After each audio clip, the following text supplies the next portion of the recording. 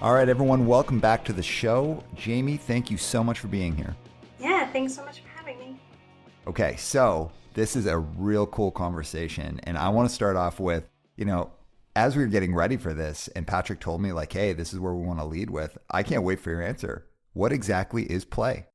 Yeah, so if you think about how do we define play, it's kind of this really large concept that everyone knows inherently, like, yeah, this is play, but when you try to put a definition on it, it can be hard. So the easiest way to define it is some sort of activity, some sort of experience that you do only because it brings you pleasure. So you're not getting any sort of tangible outcome, you're not doing it because you have to, you're doing it because it brings you joy. And so that can manifest in a lot of different ways throughout your life. It can be, rough and tumble, like playing around outside, tossing a frisbee. It can be sitting down and playing a board game or a computer game. It can be all sorts of different things, but it's what you're doing purely because you want to and not because you have to. Yeah, that's a great way of looking at it. So if I think of something like running, I don't think of that as play because there's like an outcome I'm trying to get. I'm trying to stay in shape. I'm trying to like get faster at running. I like hate running and love running and all of that kind of stuff. So running within the way that you're looking at it wouldn't really be play. But when I play video games, and so, as our listeners know, I'm in my mid 40s and I have increasingly less time to do things. But once in a while, I like to like sit down and play like what is now an old game. Like I like to play BioShock and BioShock 1 and 2. And it literally does not add, I don't get anything out of it except for just being in the moment and really liking playing BioShock. So that would fall within your definition of play, right?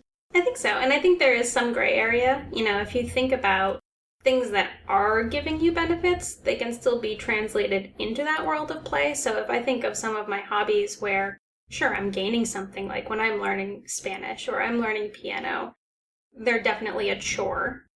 However, there's all these new implementations and technologies that are using gamification to engage. So I know with running, there's an app where you're being chased by zombies and that motivates your run. So like if that makes you feel playful, then like, yeah, exercise can totally be play. Even though you're deriving a benefit, doesn't mean it's not play. But to engage in something because it brings you pleasure, that classifies it for me. Okay. I think that's a really neat way of looking at it. I also like that app. I have drifted off on my running. I got a couple injuries late last year, and I've been kind of like going off on my running and trying to get back into it. So maybe I got the zombie app, and that will get me some panic running going. So I dig that. All right. So how our relationship with play it's got to change over time. So for example, I have a daughter. She's almost 3 now, and she's all about play. Literally yesterday, as a total sidebar, she went on a real tear trying to eat Play-Doh. And like, I was like, oh, don't eat the Play-Doh. And she me saying don't eat the Play-Doh was like translated to eat. Yeah, it was like eat all of the Play-Doh as much as you can before dad stops you. And she was just grabbing Play-Doh and smashing it into her mouth. And I realized how quick and strong my daughter was in like a 30-second window. So it was both horrifying and awesome. But I've already seen how play has changed, and like she's super engaged in play now, whereas before it was just someone had to be playing with her, but now she can play on her own. And then of course we change with play as we get older. So from your perspective, how does our relationship with play change as we get older? Yeah, so when you're a kid, it's super easy because everything around you is encouraging you to play. You're playing naturally as you're exploring your environment and testing boundaries. It's part of human development, but then your family's encouraging you to play. Your teachers are encouraging you to play. Your friends are encouraging you to play. You're sitting in front of, cartoons that are encouraging you to play. Everything in your sphere of influence is like giving you that motivation to go out and have fun. But as you grow up, you start to get serious and everyone around you is telling you not to play and to focus on, real things that matter, and we suffer because of that. Play is really powerful in a lot of ways, and when you start to lose it, life gets a lot harder. So if you think about sleep deprivation or food deprivation, everything gets harder. You can get more aggressive, you can have sort of a listlessness, a lack of creativity, you can develop a temper. That is kind of the same if you're not playing. you become afraid to be silly. And because of that, you lose a lot of the drive that just came naturally when you were younger. So that big societal push to grow up and be serious really affects people in a big way. Yeah, that's such a great takeaway. It makes me think of when I was this kid growing up. I was friends with this guy, John. And John, like, when we all became teenagers and you get your first job, John refused to get a job. And he was this, like, consummate mooch. He was always mooching off of everybody. Like, he never had any, like, it's like always like, if we're going to go out to dinner, who's paying for John? Like, all the stuff when you're a teenager.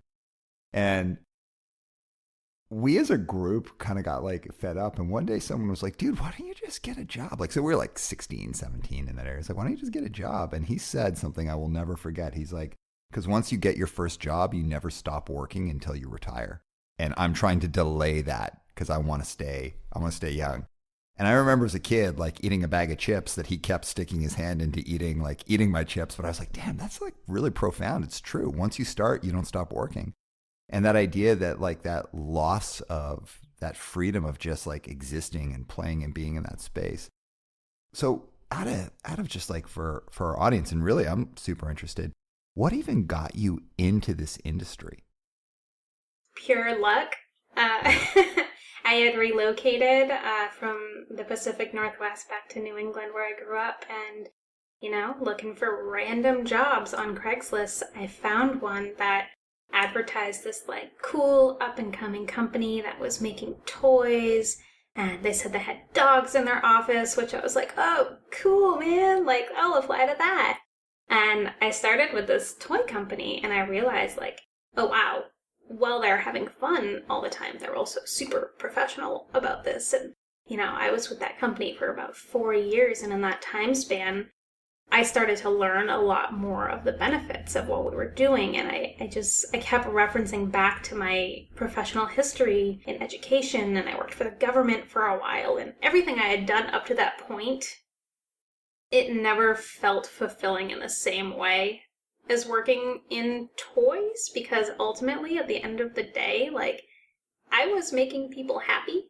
And so no matter how stressed out I was in the process of making that happen, I would still see pictures of kids playing with my toys. I would see families like sitting down together to make robots, and it just felt like a really positive contribution. And from there, it expanded out into gaming, and that was a whole nother revelation for me. And so it was a really good stroke of good fortune that brought me into the industry, and I kind of never looked back from there. Mm-hmm. And how many years has it been now? It's been almost a decade combined between toys and games. Mm-hmm. It's really hard to imagine leaving at this point. Yeah. So as a question, how would you, from a comparison, like how would you compare working in like kind of quote unquote like normal jobs, what you experienced before, like education, working in government versus working in the industry that you're in now, inclusive from toys to tabletop gaming? Yeah, so I think that there are a lot of similarities in that there's so much more work beneath the surface than you imagine. A lot of people think, oh, you must have this super cool creative environment where you're just sitting around laughing all the time. But if you actually look, behind the curtain and see what it takes to go into creating this product, this piece of art, this experience for somebody, there are huge teams of people who are all busting their butts to really like make this happen. And so I think the biggest similarity is that it is very hard work. And in order to get a quality product, a quality experience, you have to really care. And you have to be able to work with teams of people who all share the same vision. And so, that core component, I think I was very well prepared working in a lot of other industries. But then having the desire to care about play, to care about bringing people together, and to having, fun experiences with others, that's just the cherry on top. Yeah. Well, and, I think a lot, like as you're talking about this idea that as we get a little bit older, we get these messages to be really serious. And both you and I came up in, kind of like the punk hardcore scenes. And I remember leaving my first job as a therapist to go tour with my hardcore band and like go do that full time. And ever since I was a kid, I was like, really into skateboarding. And then I got into punk and all that. And I was getting messages left, right, and center like, oh my God, like stop doing that. You're going to be a failure at life. You're not going to make any money. And I realized like that was actually coming from a place of care. Like, I think it's pretty practical to want to make sure that your child or a student in your school is really thinking towards the future. But I remember like a lot of like shaming, like, why are you part of this childish thing like skateboarding or playing in your punk band? So when I made the leap to leaving my first job as a therapist to go like tour with my band, it was a huge thing. I got like tons of shit from my family. Like everyone was like, what a nightmare. But I can tell you that unless I did that, I wouldn't be doing this. There's no way I would have had the guts and kind of like the wherewithal to start my own company and build it up. So from your perspective, is there a value in play that goes beyond just the enjoyment of the moment? Is there something that actually is a practical application to our lives as like professionals? Absolutely. So if you start to think about the pressures that are put on us as professionals, a lot of things that we need to bring into the workplace are benefits that you can only reap if you're making time and making space in your life to tap into that other half of your brain, that relaxation and that creativity. It's escapism at its core. If you are experiencing a lot of stress, if you're experiencing high pressure environments, deadlines, it's not sustainable in the long run. And so if you're not allowing yourself a way to decompress from that, a way to step away and really just allow your body and your brain to be somewhere else, you're never going to reach your full potential in the professional environment that you're working in. And so, you see it a lot in all of these analysis of these big successful CEOs and what their daily routines are. They're not just working constantly around the clock. They're starting their day, they're getting in that exercise, they're making time to go, play racquetball or whatever. They're segmenting their lives in a way that allows them to recharge their batteries. And kind of akin to what you were saying when you were talking about, the guilt and the shame that you were getting as you were going off to leave that real life job and play. I was reading a book recently, and one of the things that the author said was that if you forget how to have fun, it becomes really hard to remember. And that to me was like, that was my John moment where I was like, holy moly, this is super profound. Like, this is what has happened to so many people that I know that feel unfulfilled right now, that feel unhappy. It's because they are trying so hard to make ends meet and so hard to be that professional and to be serious and to take care of all these responsibilities and deal with just the world at large that they don't remember what it was like to make time for themselves, to make themselves happy. And there are those elements of guilt and shame if you make time for yourself. It feels selfish. That is like a huge, when you said that, like you can see my face, but the audience can't. And I was like, holy crap, like that is really profound. Would you mind if I kind of bring in an example from my own life? Please. So not my job now, but my job before that. I had joined this company and I was playing in like punk bands, and playing in punk bands has always been my play. Well, not always, but ever since I got into it, that's play for me. I love writing a song. I love like just getting together with my friends and being in the jam space and like bullshitting and joking around, and just that feeling of being in the creative space. I remember when I joined this company, really like playing in bands trailed off for me massively. And I didn't do it really at all for a couple of years. And I was super focused on my career. And there were benefits to that for sure. But I remember like I'd gotten to a place where I was a vice president and I had this like big office downtown Vancouver, huge view of the harbor. People would come in and be like really like, whoa, like this is pretty wild that you have this. I've probably never been as miserable in my entire life because like I had a big job, big title, all of the benefits that go along with that. And I was like truly unhappy. And I would say like so unhappy. And one of the reasons why was I'd forgotten how to play. I wasn't doing anything like, I wasn't even doing anything like running or cycling or anything. I was just working and then going home and worrying about work and worrying all the time. And getting back into playing music, kind of finding my space with that, like it was a huge benefit. And it was really actually what it enabled me to like be able to set myself up for doing Cadence now, was like really realizing the success that I got at work was so hollow. Working in that company required that I gave up who I was.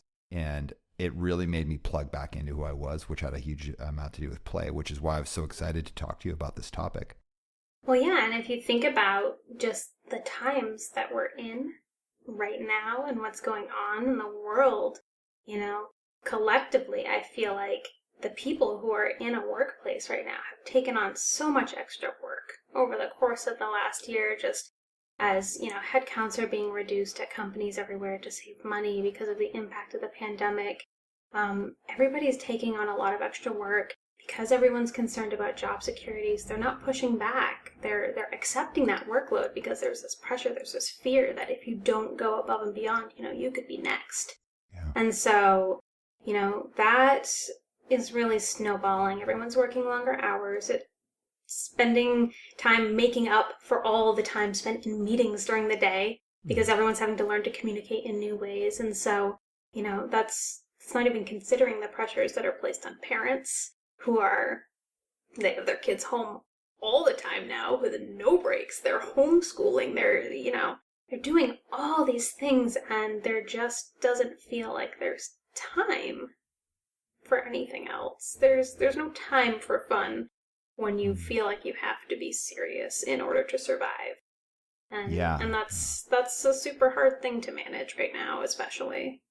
Well, totally. And I'm interested in your perspective of like, we're in such a wild time, like really tumultuous time in history where there's so much super important social change going on. And of course, like everything with the election that happened, and huge rise of what we could say is like real recognition of serious continuing to exist problems within our society with like sexism, racism, like the way that our economy works, just general prejudice, real barriers that we have to having like a society that functions in like a really proper way.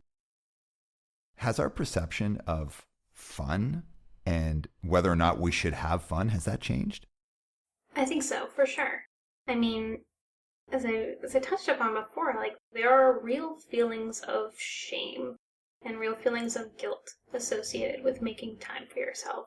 Mm. And I think that even among this like sort of wave of, self-care conversations, a lot of that is very surface level. A lot of that is like, oh, treat yourself, go buy something, go, do a face mask. And it's not giving yourself the gift of time, the gift of stress release, the gift of using your imagination. And, all of those things, they make you feel young. They bring back that spirit. They allow you to decompress and separate yourself from the real world, which if you're immersed in that all the time, like it's gonna beat you down. And so, in order to heal, in order to process, there's so much trauma just coming at everyone constantly now. And if you're not allowing yourself that space to really take care of yourself and handle it in a healthy way, you're gonna just form a defense mechanism that will make you numb, it'll make you just desensitized, and you're not gonna deal with anything that's happening in a productive way, and that's gonna stall progress worldwide as a society. And so, it's a larger issue, and I think that in order to really take care of each other, we have to take care of ourselves, and a way to do that is to just allow yourself the time, the space to decompress, to evolve, Totally. I love what you just said about around the surface level of some of the self-care stuff. And like, please everyone hear this with a grain of salt, because it's not intended as a insult. But so many people are just share kind of blindly like self-care tips, like, whoa, self-care. It's like all over social media. It's like, yeah, that's cool. But like, it seems so surface level. Like the idea of play to me is like really compelling. Like I hadn't thought of it this way until we started having this conversation. And as we're speaking, I'm like, damn, this is like really impactful. I also like very much what you're saying around that. Like you got to make time for yourself. But like we're not just being vague about it. Like the idea that making time for yourself to do something like play that just might seem a little bit like self-indulgent is actually super important. And if you think about when you get on an airplane, like back when we could do that, and you would get the flight attendants would give you the pre-flight conversation, and they'd say, hey, if masks come down, put your mask on first. It's not because airlines are like saying like, oh yeah, this is like, every person for themselves. Let's get into like a huge like Donnybrook. Instead, what they're saying is by taking care of yourself first, you're better able to help other people. If you try and help people first without putting on your own mask, you're going to go down, and that's creating a greater burden for the system of the flight. And it's that kind of thinking of it seems self-indulgent to make time for play, but actually by making time for play, you're being quite selfless. Yeah, and I will say, I also subscribe to all the surface level self-care. Like, please, I'm not hating. I have every face mask on the planet, and I love all those things. But yeah, I think that you hit the nail on the head there. And, something maybe more specific to board gaming, because that's what I'm most familiar with, is that when you're playing in another world, you're essentially learning how to be out of control in a safe space. And you're experiencing how to lose. You're experiencing ups and downs, and being able to do that in an environment where it doesn't necessarily have real world consequences is going to build up that competency within yourself, so that when you're in the real world and have to face something tough, you've developed that skill set. For you, is that the role that escapism has in our lives, like being able to do that? For sure. I think that, everybody needs to be able to step away. Everybody needs the chance to express themselves in a place that is formatted to allow them to do that safely. So if you look at, applications of role-playing games in therapeutic environments, this is a huge thing where if someone can't express themselves in their real world, they can create a character in an RPG that then embodies like who they wish they could be, or that is living out their traumas and experiencing things that are hard for them to talk about in real life, because it's not you, it doesn't feel like you, it's this character instead, and so it's easier to process. And so I think for sure escapism, whether it's playing a game, whether it's, going out and joining a bunch of pals to do something creative, it does give you the opportunity to live your life in a safer space, even temporarily. That it creates that pressure release valve to allow you to deal with the pressures of real life in a more competent way. Yeah, it's funny as you say that, like creating these characters, because like I'm thinking back to when I was a kid and I played D&D. Also, like I played Dungeons and Dragons and like these kinds of games when I was younger, and was really into them, and then got embarrassed as I got older and felt like I was supposed to stop playing them. And so I did. And I let go of a piece of my youth. And when some of my friends who were in my age bracket started playing D&D, like Trey McCarthy, I was like, on one level, I was like, really? Like, are you kidding? Like, you're a grown adult, you're doing this? But on a much deeper level, I was like, oh, do I have the guts to do that? Like, do I actually have the courage to do what Trey's doing? And honestly, the answer was no. Like, I was like, like, I don't know if it might be weird if I start doing that. And I actually I like Dungeons and Dragons, but there's this weird, like, oh, I shouldn't do that at 46. And how wild is that you kind of get shamed out of these ideas that's just only for a certain age group, when it's just this like wonderful tool. And it's so funny because when I was preparing for my very first D&D campaign, which was not as a kid, it was as an adult, I reached out to Trey because I was super embarrassed about it. I was like, I can't act in front of people. This is making me feel like I'm all sweaty and like I just can't do this. And, he talked me through it and we tried it, and I discovered that I still don't particularly love role-playing in front of folks. However, I love organizing role-play spaces for other people. And so for me, the play it's developing the characters, it's developing the settings, the stories, and providing that opportunity for other people who want to go and be in character. And so I definitely understand that there are levels of shame from the outside world. There are these levels of shame clearly within us. Like, what is preventing me from being silly, like in front of a safe group of friends? Like, that is completely self-imposed, like, shame. Yeah, yeah. And so it's everywhere. It really is. Yeah, and it's just such a like as we're getting more into this, I'm like really reflecting like when you'd said like characters being able to live out things that we wish we like ways we could be or things we could address. It's like, yeah, I remember my characters when I was a kid, really making them wish how I would make them how I wished the world would view me or what I wanted to be like or what I felt I wasn't. And it's such an interesting thing to be able to like adopt that. And I also remember like when your character dies in a game, like as a kid, I was like, oh my God, because it literally felt like a part of you's dying. Like that's a really powerful thing that I think people, probably a lot of people are missing in their lives. Yeah, and it allows you the chance to understand what that feels like to lose something that's important to you. So then in real life, when it happens, you're like, it's okay. I've done this before. And, even though it was a game, it meant this much to me, and this is how I handled it, and now I'm better equipped to do it again. So it all comes full circle. Yeah, for sure. That's beautifully said. I love that idea. So we've touched on it, and you have been pretty specific, but I'd really like to hear from you. Like, what do you believe are the psychological and even physical benefits of play? Yeah, so, there are numerous studies out there on this topic if people are interested, but at a very base level, playing releases a chemical response in your body. It triggers endorphins, it counteracts cortisol, which, like, we have no shortage of in these stressful times. And you can tap into deeper senses of, or deeper levels, rather, of relaxation after you've played because of that chemical release that has happened.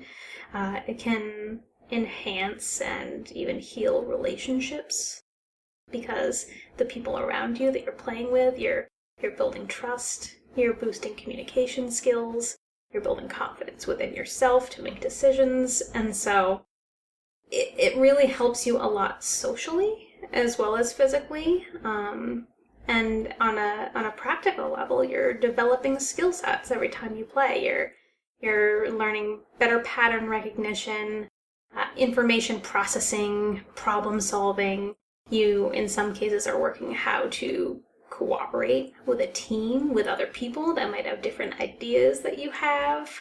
You're developing strategies, you're using your imagination. Like, I can go on and on and on, but really, there's not a whole lot that's bad about play for you in the sense of your physical and mental well-being.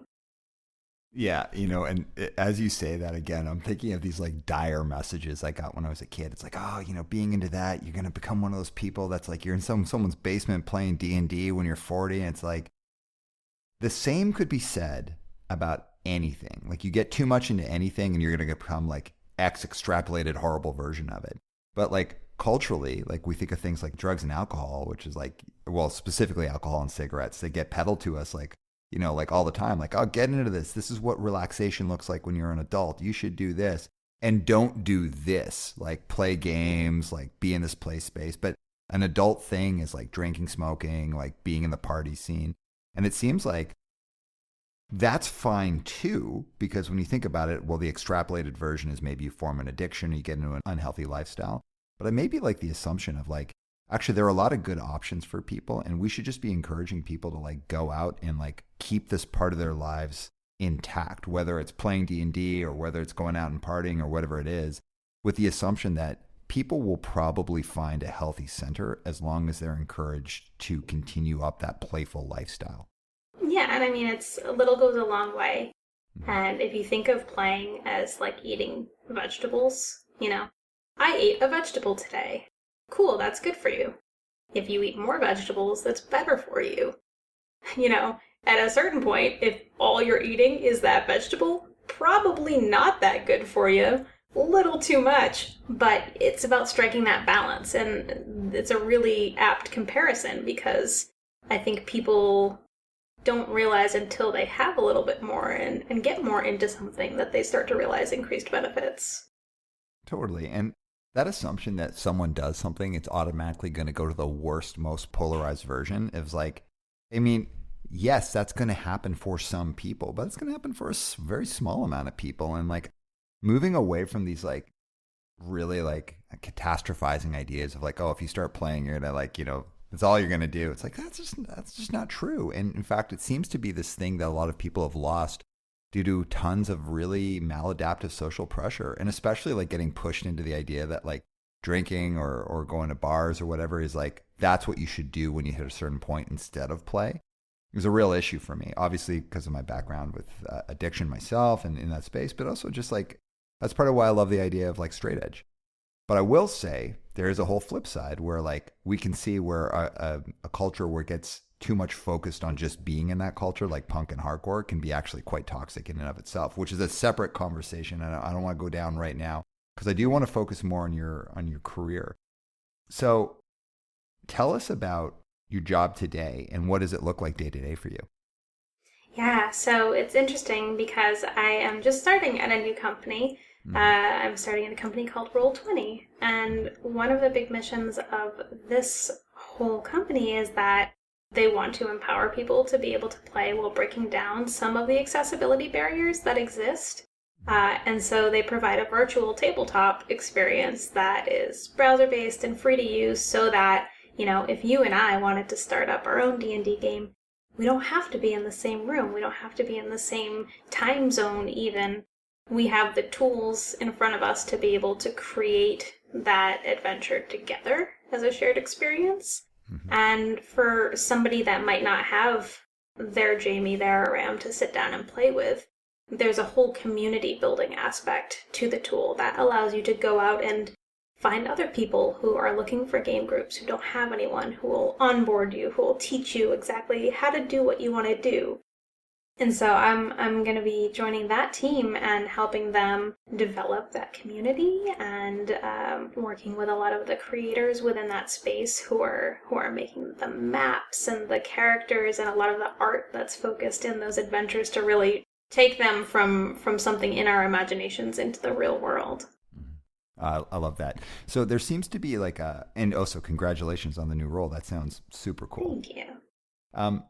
There seems to have been in the past, like I'd say like 10-ish years, a lot more conversation and talk about like tabletop games. Like I seriously had not thought about any of this stuff for so long until, again, a mutual friend, Trey, started talking about it. And I had that little kind of like gem of like, God, like, man, maybe I want to do this again. And it does seem like tabletop gaming has become a bigger conversation in the world. And so, and like, it seems like there's a rise in popularity. Is that just perception or is it actually starting to become more popular again? Oh, it's absolutely experiencing a surge. And, I think that it can be hard to believe for a lot of folks because their experience growing up is limited to, the certain types of games that were available. You'd sit around, you'd play your Monopoly, your Life, and, some of those experiences are negative because either the games weren't taught right or it was a stressed out like family situation with a lot of tension. And so, those games were very formative in a lot of ways for a lot of us who still play games today because it was our first taste. But the actual content, the games themselves have evolved so much in the last several decades. I can sit down and play a game about bird watching if I want to. I can cooperatively stop a worldwide pandemic from spreading across countries with my team of researchers and doctors. Like, you can work together to fight a demon, There's all these new applications and settings and stories that have evolved that really, I think once people get a taste of that and realize, like, this isn't the game I grew up with, it's a rabbit hole, man. When I first started getting into games, I think I bought close to 400 games the first year I was learning about it because there's so much out there. There's so much to discover, and like, you want it all. Well, okay, so with that in mind, it sounds like things are changing, and something that was really compelling that Patrick brought up as we were talking about your show was around how the ideas of like how a game works from a perspective of how we want society maybe to reform is changing. So can you share with us, like, what are some of the limitations that the tabletop gaming industry is currently facing, and how can those be overcome? Yeah, so I think, the obvious answer given our time and circumstances is that we haven't had the ability to gather safely for a little over a year now. And the gaming community as a whole, it's built upon, game nights with friends and stores, events that they're putting together for their communities that they foster, and these massive conventions. This is the first year that I haven't been in a new state every month at a convention of anywhere from 3,000 to 70,000 people who just wanted to have fun. And to take that away has really impacted folks, because it's like they almost don't know what to do with themselves. That was such a part of their existence. And so accessibility and adapting a very analog mindset into a digital application is certainly a barrier that people are facing right now.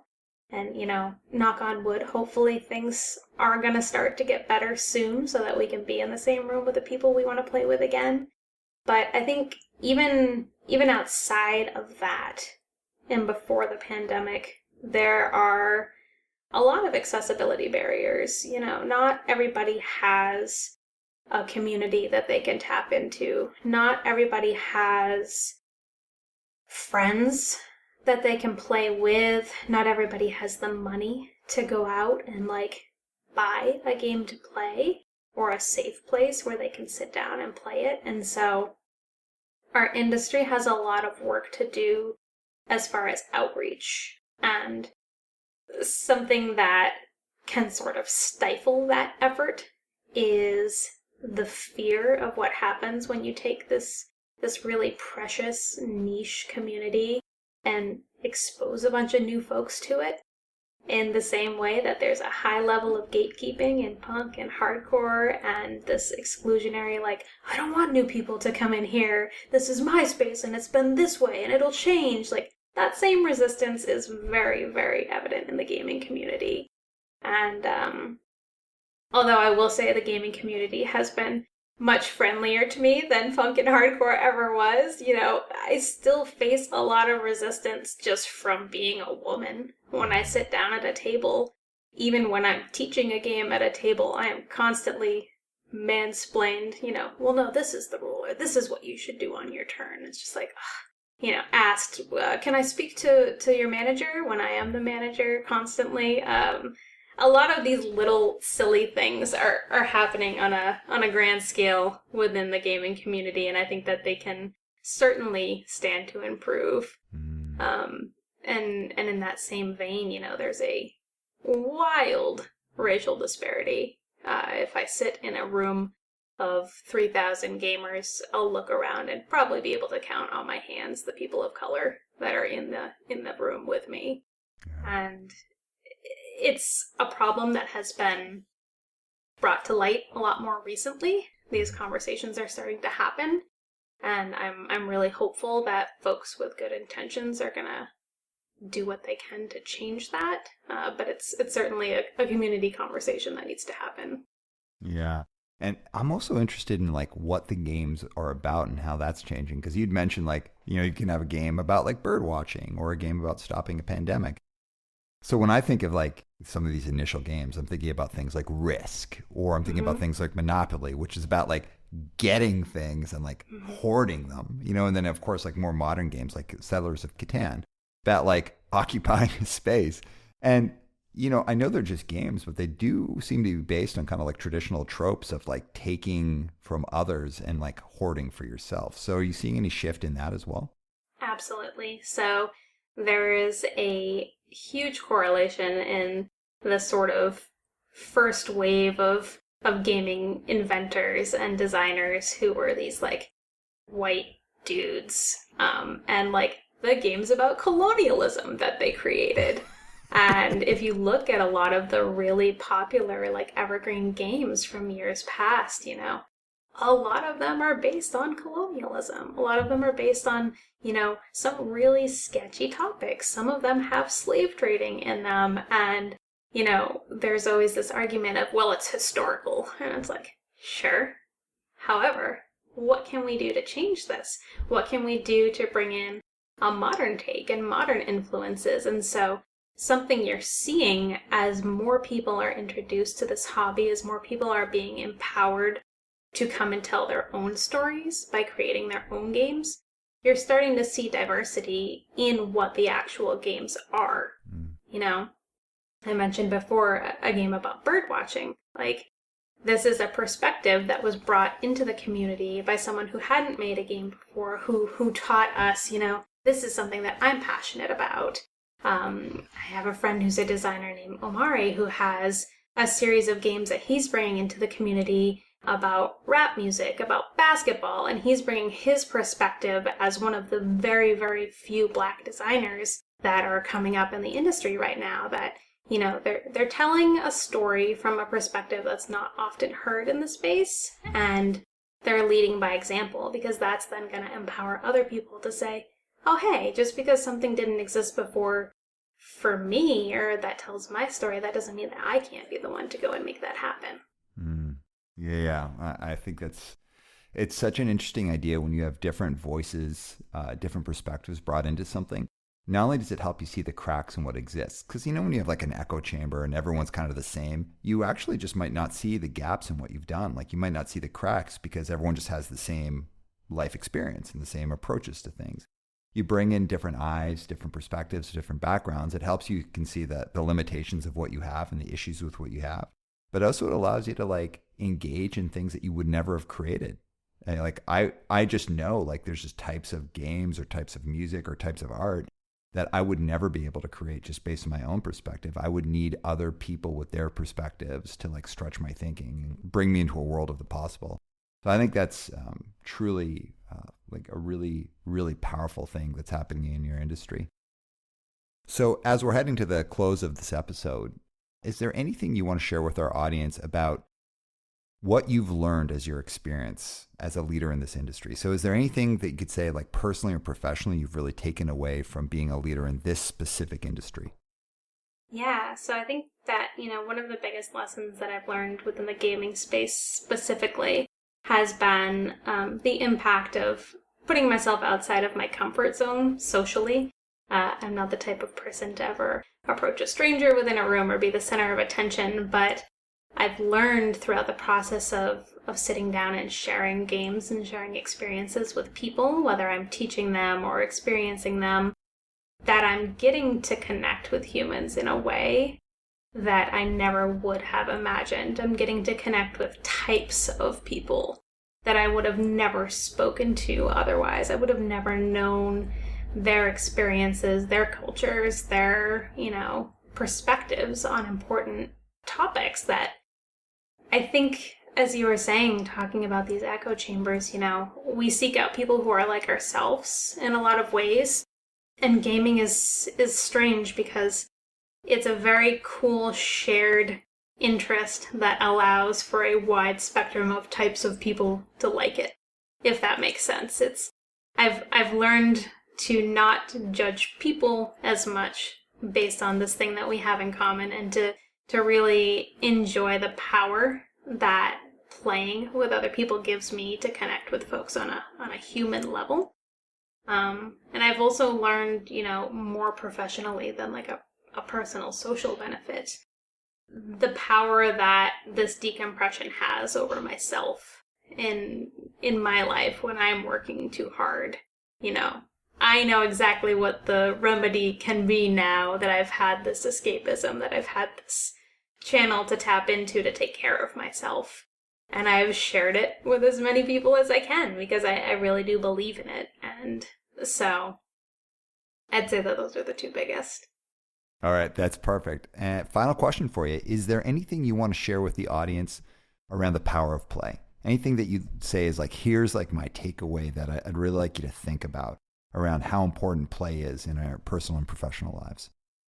Yeah, I mean, I think that if you're struggling, if you're finding yourself either in your personal life or your professional life feeling stuck or feeling like you don't have a whole lot to look forward to, make yourself take time. Make yourself step out of your comfort zone and do something just because it makes you happy. And if you don't know what that is, just think back to things that you used to do and either do them again or figure out a modern, iteration of what could give you that same feeling and try it a few times and see how you feel. And if it doesn't make you feel better, if it doesn't at least scratch the itch enough to make you want to prioritize yourself a little bit more, then, I don't know, I guess write me a mean letter or something, but I'm pretty sure it'll make you feel better. And, share that message with others because we got to look out for one another. Right on. Well, Jayme, thank you so much for joining us today. This was an incredible conversation, and I knew it was going to be cool. It went to a lot of places I wasn't expecting, and it actually made me think a lot about where I get my joy, every day, every week, every month, every year. And I think there's some there are some really, really valuable takeaways for our audience, but also for me. So thank you so much for your time. And as we're closing off, I encourage everyone to stick around for the outro. I'm going to wrap up some of our ideas. So Jayme, thanks one more time. And Dave, drop the beat.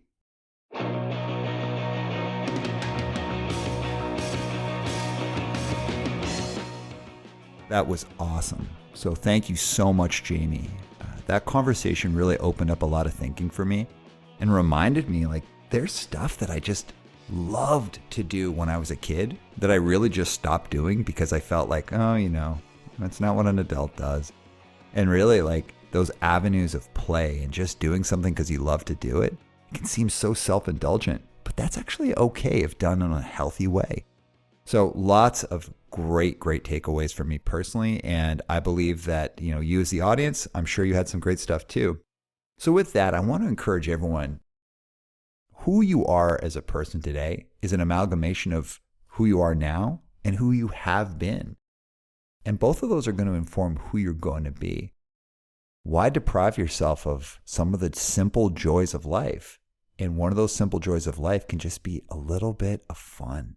Indulging in enjoying something just because you enjoy doing it. And I know we're in this really, really, really scary time, serious time. There's a lot of serious conversations. But I'll tell you, if 24 hours a day, 7 days a week, all you are is serious and totally focused on these big, heavy conversations, probably part of you is going to wither up a bit. So yeah, you do need to invest in taking care of yourself. And a great way to do that is investing in play.